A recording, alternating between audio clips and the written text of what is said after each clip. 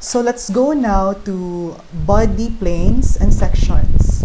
So a sagittal section divides the body or organ into left and right parts. So if we say section, it is how we do division. So if we say sagittal division or sagittal section, we could obtain two parts which are left and right. So next is a median or mid-sagittal section, divides the body or organ into equal left and right parts.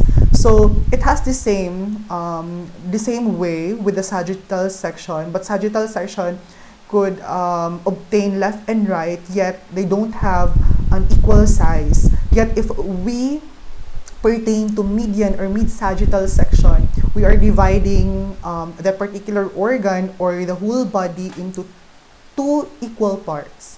Next is a frontal or coronal section, divides the body or organ into anterior and posterior parts. So as we divide that particular organ, we could obtain the anterior or nasa harap niya, or posterior or nasa likod niya. Next is a transverse or cross section, divides the body or organ into superior and inferior parts. So this particular type of dividing the organs or organ, we tend to produce a product which is the superior or nasa taas na portion at saka yung inferior nasa baba na portion.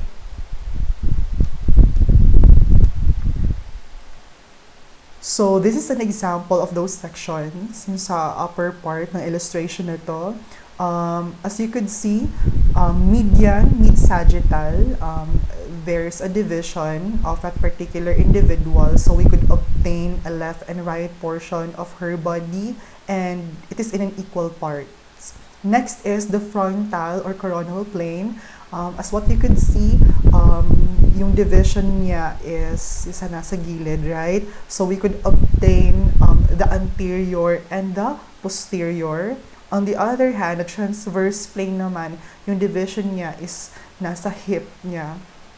Okay? So you could obtain the superior part and the inferior part of her body. So, yun siya. So, yung nasa baba na portion naman, it is if we divide the organs. Okay, so in this case, we are dividing the lower part of the trunk of the person. Yung nasa baba ha. So we could obtain the vertebral column. We could see the or appreciate vertebral column or yung nasa spinal cord natin. Also the rectum, yung part ng digestive system natin, and also the intestines. Okay, if we do division of our lower trunk in a way such as median or mid-sagittal section. Next is yung nasa center na illustration nasa baba. If we do the frontal or coronal plane section, so we could appreciate the left and right lung, the heart, the liver, stomach, and spleen. Thus, we could obtain the anterior part of the body and the posterior part of the body. And lastly, if we do transverse plane or transverse section, we could obtain these following parts. Liver, aorta, spinal cord, spleen, subcutaneous stomach, fat layer. I think sa trunk pa rin yun siya, sa trunk pa rin. So, kaso ang pag-divide lang is in a transverse way. Next is body cavities. So, what are the two examples of body cavities that we have as human beings?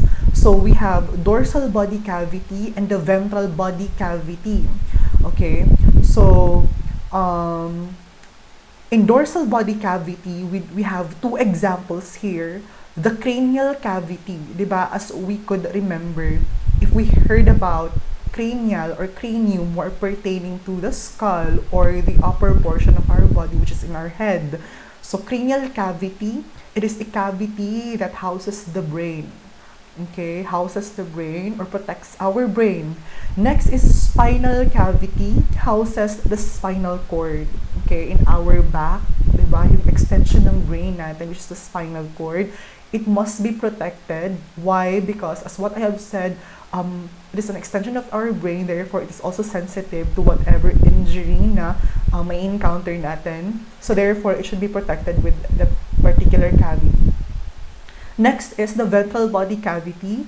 We have two types or two examples. We have the thoracic cavity, houses heart, lungs, and others. Okay, thoracic.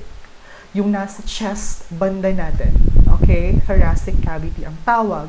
While in the lower chest natin, we do have the so-called abdominopelvic. Okay, so that's a collaboration of the abdominal part and the low upper part of our inguinal area. So that's the pelvic area, right? So that's what you have called abdominopelvic cavity, which houses our digestive system, of course, kasi dyan nakalocate yung intestines natin and other parts, major parts of our digestive system, and most urinary system organs, kasi dyan din nakalocate yung kidneys natin, yung ureters natin. So therefore, yung some parts, all parts of the digestive system, or I mean, some parts of the digestive system, at the same time, some parts of the urinary system organs are being located on this said cavity, which is the abdominopelvic cavity. So this is an example of those body cavities. So naka-divide siya into two colors, no? Yung yellow at saka yung pink na part. So yung yellow na part, that is the dorsal body cavity. So as what you could see, cranial cavity. Under dorsal body cavity, we have cranial cavity, nasa ulo. Never forget of the term cranial or cranium. So it's in our head. So protects our brain or houses our brain. Next is the spinal cavity, which houses or protects our spinal cord. And on the other hand, we do have this pink portion here. This is our ventral body cavity, the thoracic cavity, diba? So nasa chest portion siya. And what divides the thoracic cavity and the abdominopelvic cavity? The diaphragm. Okay. Next is below the diaphragm, we do have this abdominal cavity and the pelvic cavity. But if you combine the two, you do have this abdominopelvic cavity, which is composed of some parts of what I have said, the digestive system and the urinary system.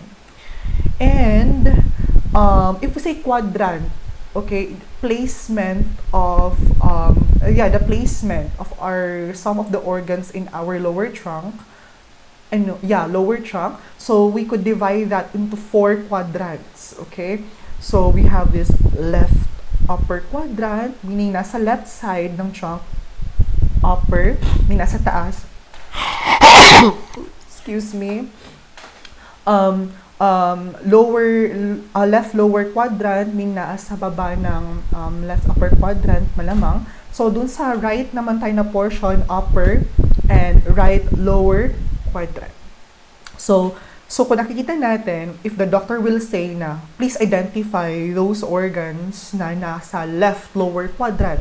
So syempre, mapaisip ka, kung sa trunk, left, so andito, lower quadrant, so most probably, mga intestines nandyan. So tama kayo, kasi sa nakikita natin, those are composed of intestines, such as small intestines, and also large intestine, and so on and so forth.